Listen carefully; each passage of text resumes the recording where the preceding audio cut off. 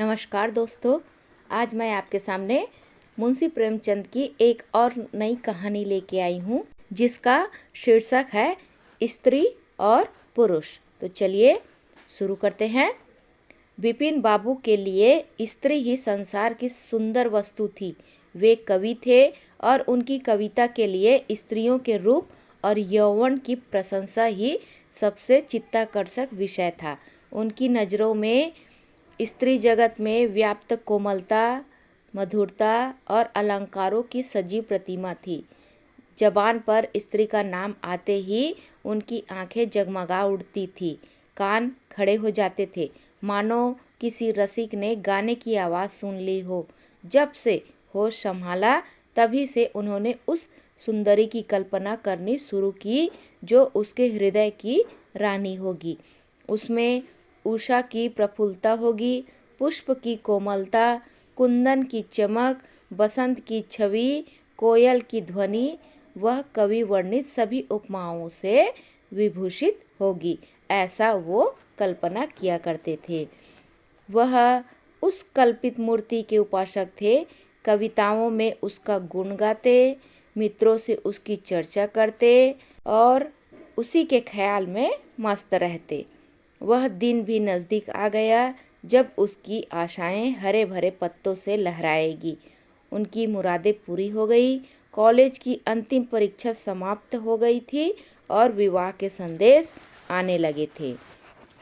विवाह तय हो गया। विपिन बाबू ने कन्या को देखने का बहुत आग्रह किया, पर जब उसके मामा ने विश्वास दिलाया कि लड़की बहुत ही रूपवान और गुणवान है, तब वह राजी हो गए। धूमधाम से बारात निकाली, वधू आभूषणों से सजी हुई मंडप में आई तो विपिन को उसके हाथ पांव नजर आए। कितनी सुंदर उंगलियां थी, मानो दीप शिखाएं हों। विपिन फूले न समाये।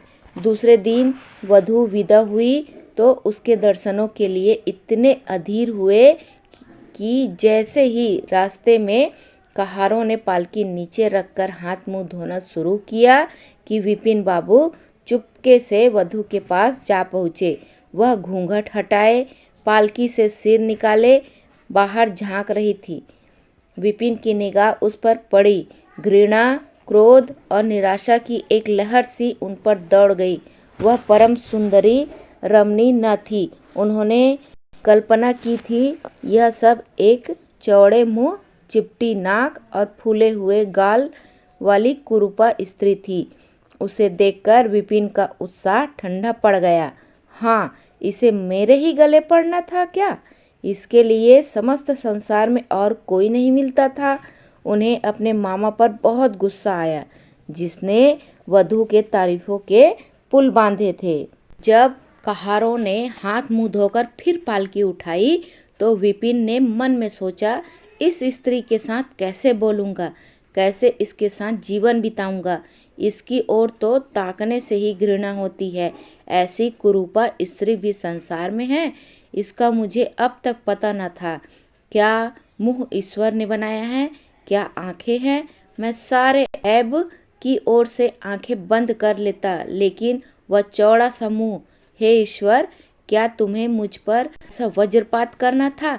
वह सोच सोच कर विपिन को अपना जीवन नरक सा जान पड़ता था।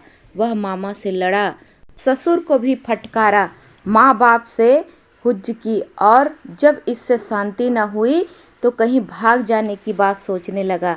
आशा पर उसे दया अवश्य आती थी। वह अपने को समझाता कि इसमें उस बेचारी का क्या दोष है।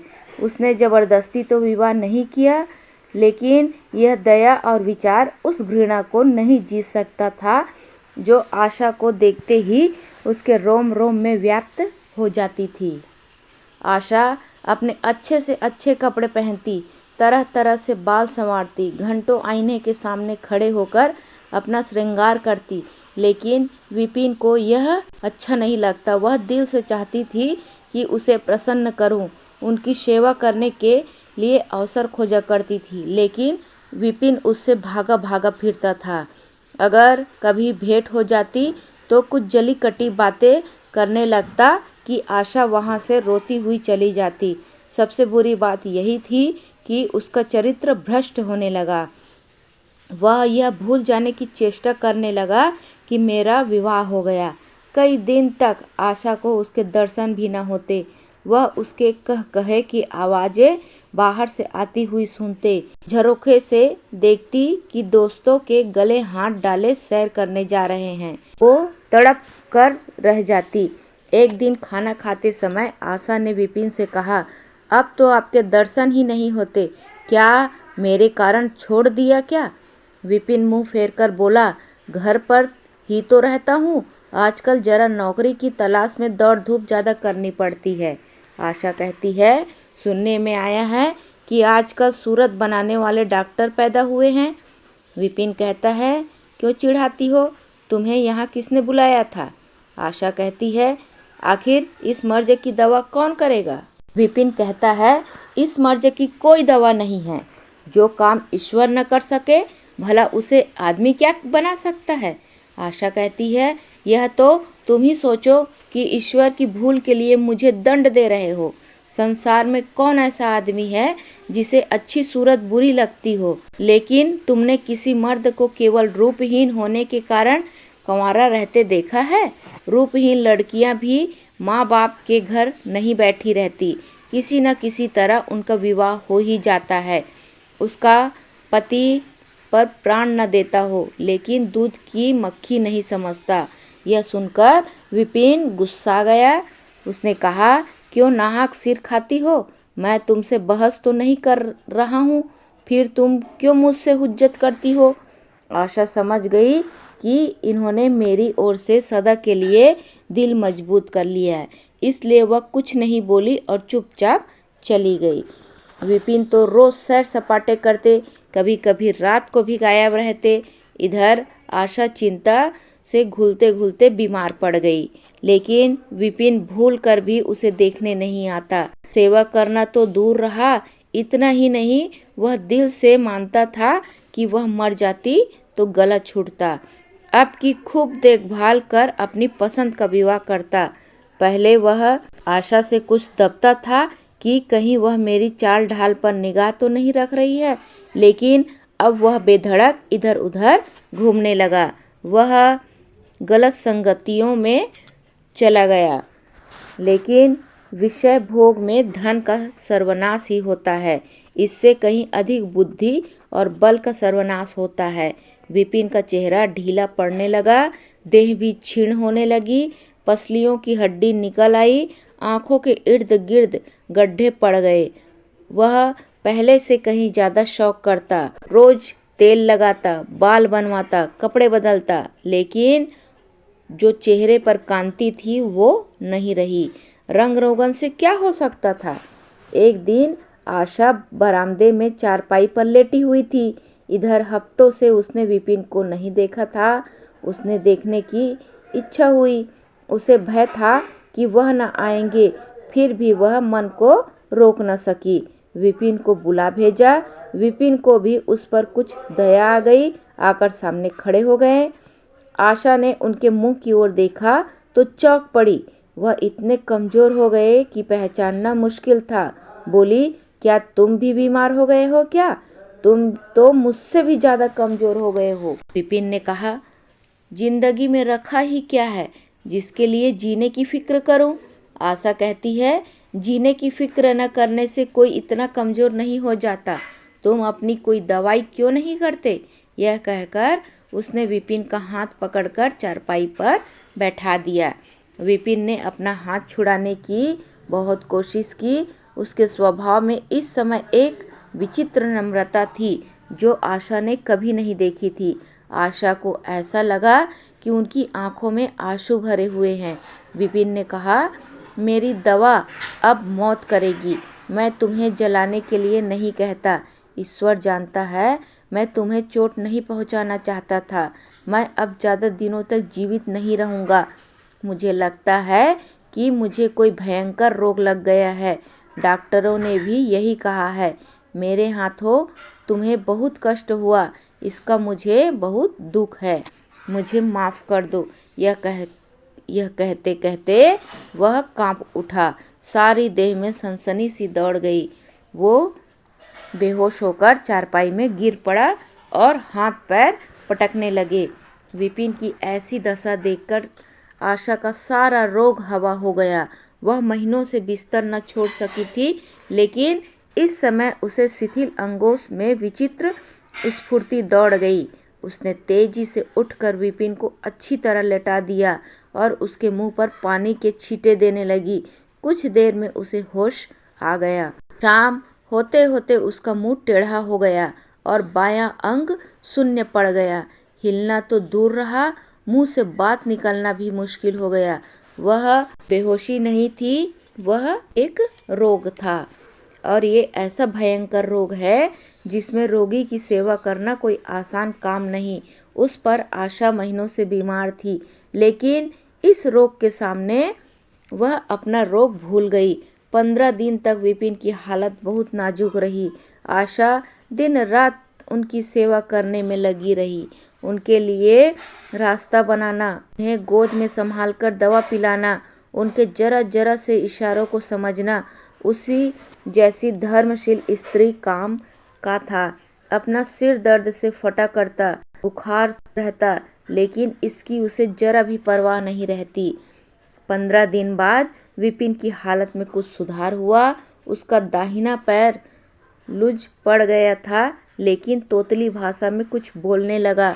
सबसे बुरी गत उनके सुंदर मुख की हुई थी। वह इतना टेढ़ा हो गया था जैसे कोई रबर के खिलौने को खींचकर बढ़ा दे। बैटरी की मदद से जरा देर के लिए बैठ या खड़े हो जाते थे, लेकिन चलने फिरने की ताकत नहीं थी। एक दिन लेटे लेटे न जाने उन्हें क्या ख्याल आया, आईना उठाकर अपना चेहरा देखने लगा। ऐसा कुरूप आदमी उन्होंने कभी न देखा था। धीरे से बोले, आशा, ईश्वर ने मुझे गरूर की सजा दे दी। वास्तव में यह उसी बुराई का बदला है जो मैंने तुम्हारे साथ की।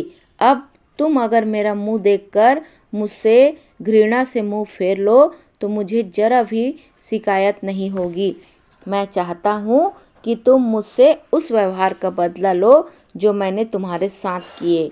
आशा बड़े कोमल भाव से बोली, ऐसा मत कहो, मैं तो आपको अब भी उसी निगाह से देखती हूँ।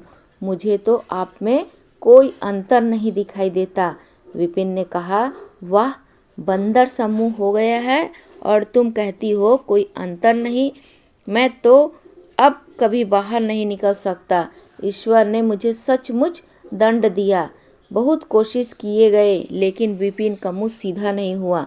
मुख का बायां भाग इतना टेढ़ा हो गया था कि चेहरा देखकर डर मालूम होता था, लेकिन हाँ, पैरों में इतनी शक्ति आ गई थी कि वह अब चलने फिरने लगे। आशा ने पति की बीमारी में देवी की मनौती की थी। आज उसकी पूजा का उत्सव था। मोहल्ले की स्त्रियां बनाव श्रृंगार किए जमा थी। गाना बजाना हो रहा था। एक सहेली ने पूछा, क्यों आशा, अब तो तुम्हें उनका मुंह जरा भी अच्छा न लगता होगा। आशा ने कहा, अब तो मुझे वो पहले से भी अच्छे लगते हैं। उसकी सहेली कहती है, चल झूठी कहीं की।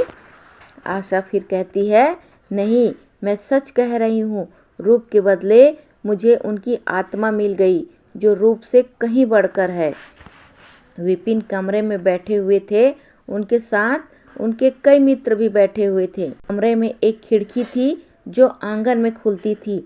वह इस समय बंद थी। एक मित्र ने चुपके से उसे खोल दिया और शीशे में झांक कर विपिन ने कहा, आज तो तुम्हारे यहाँ परियों का जमघट लगा हुआ है।